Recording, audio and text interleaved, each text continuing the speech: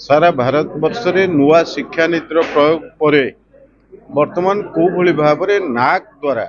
विभिन्न कॉलेज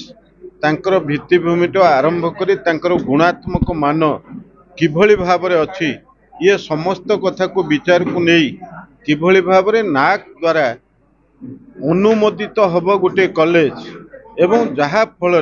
सी कॉलेज रो उत्तरोत्तर उन्नति रहिबो एथिपाई आज गोटे कर्मशाला आयोजित होता गोविंदपुर महाविद्यालय ठारे सेथिरे आमर नाक टीम रो बहु प्रोफेसर एवं झारखंड राज्य बहु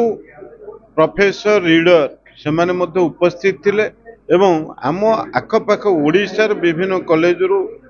आमर प्रिंसिपाल आरंभ कर अध्यापक प्राध्यापक माने उपस्थित थिले एवं गोविंदपुर कॉलेज रो समस्त जो माने अच्छी लेक्चरर्स रीडर्स प्रोफेसर ता सहित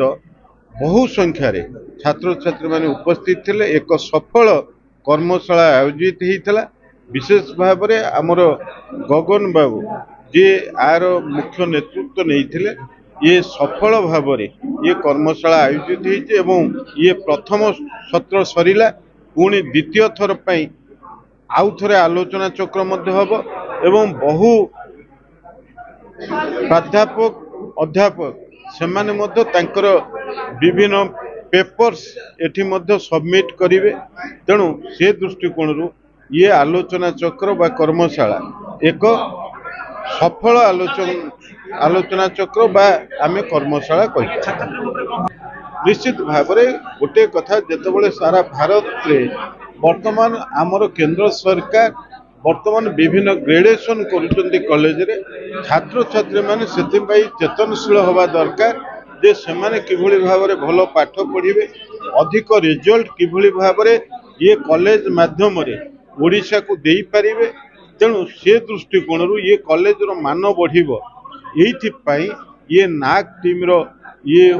उद्देश्य तेणु से दृष्टिकोण गोविंदपुर कॉलेज जो छात्र छात्री माने उपस्थित थिले ये समस्त कथा को निश्चित भाव में तांको भीतर चेतना तैयारी हेबो एवं से माने भल स्टूडेंट भाव में भल रिजल्ट करिया पई तांको भीतर प्रयास जारी रहिबो ये मु आशा करूछु। गगन बेउरा अध्यक्ष पीजी काउंसिल गोविंदपुर कॉलेज जानतु गोटे न्याक आपण जो पाइबे एक्रेडिटेशन गोटे नुआ फॉर्मेट होती न्याक पूर्व कॉलेज को ग्रेड आधार रे कॉलेज को तार मान्यता प्रदान करुला एबे तार परिवर्तन करा जाय कि बाइनरी सिस्टम में दी प्रकार कथा कहब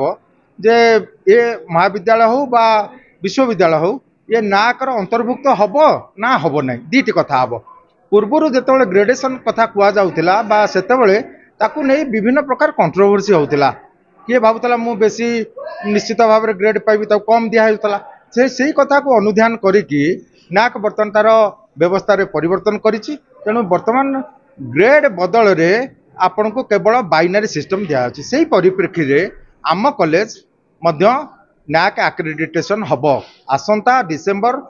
2021 रे नाक रो पियर टीम आम महाविद्यालय को आसीबे से परिप्रेक्षी रे आमे एठी गोटे एक दिवसीय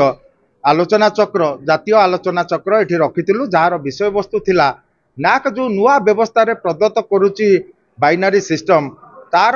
कौन व्यवस्था अच्छी से संपर्क में achievements of outcome based points in binary system by NAAC से आमर माननीय सांसद मुख्य अतिथि रूपे योगदान करथिले प्रोफेसर तुषारकांत त्रिपाठी की नोट स्पीकर भाव में आम सहित आसी योगदान करथिले दिलीप मंगराज जी अच्छा एक्रेडिटेशन रो जड़े एक्सपर्टाइज सी आसी आसीथिले तांको गहण रे ये आखपाख 40 कॉलेज रु मध्य अध्यक्ष तांकर आईक्यूएसी रो रिप्रेजेंटेटिव माने आसीथिले अनेक विश्वविद्यालय रु मध्य अनेक प्रोफेसर आसीचंती ये आज आलोचना जो एक दिवसीय आमर आलोचना चक्र नाक उपरे थिला ये विशेष फलप्रद होईची आर गोटे विस्तृत भाव में एठी आलोचना चक्र आमे दीटी सेशन रे रखिलु आमे किभली भाव में आमको एटा उपादेय हबो आमे आ द्वारा कोन लाभ पाइबु आमे तो अत्यंत आज खुशी माननीय सांसद महोदय से आमर शिक्षा नीति ठारू आरंभ कर न्याकर व्यवस्था पर्यंत आज विस्तृत भाव में तांकर विवरणी प्रदान कले आमे प्रोफेसर तुषारकांत त्रिपाठी अन्यान्य जो बंधु मैंने निमंत्रित होकर आसते झारखंड 22टा कॉलेज रु ଆସିଛନ୍ତି ଆଜି ପ୍ରାଧ୍ୟାପକ ଅଧ୍ୟାପକ ଅଧ୍ୟକ୍ଷ ମାନେ ସେମାନେ ମଧ୍ୟ ତାଙ୍କର ମତ ବ୍ୟକ୍ତ ରଖିବେ ଦ୍ୱିତୀୟ ସେସନରେ। ତେଣୁ ଆଜି ଆମେ ଯେଉଁ ଏକ ଦିବସୀୟ ଆଲୋଚନା ଚକ୍ର ରଖିଥିଲୁ ନ୍ୟାକ ଦ୍ୱାରା ପ୍ରଦତ୍ତ ଦ୍ୱୈତ ଯେଉଁ ଡିଗ୍ରୀ ଦିଆଯିବ ତା ବିଷୟରେ ଆଜି ସଫଳ ହେଇଛି। ଆପଣମାନଙ୍କର ଆଶା କରିବୁ ଆପଣମାନେ ଯେଉଁ 20-21 ଡିସେମ୍ବର 2024ରେ ନ୍ୟାକର ପିଓର ଟିମ୍ ଯେତେବେଳେ ଆମ ମହାବିଦ୍ୟାଳୟରେ ଯୋଗଦାନ କରିବେ ସେତେବେଳେ ଏ ଯେଉଁ କର୍ମଶାଳାଟି ଦିନିକିଆ ନିଶ୍ଚିତ ଭାବରେ ଆମ ସାହାଯ୍ୟ ସହଯୋଗ କରିବ।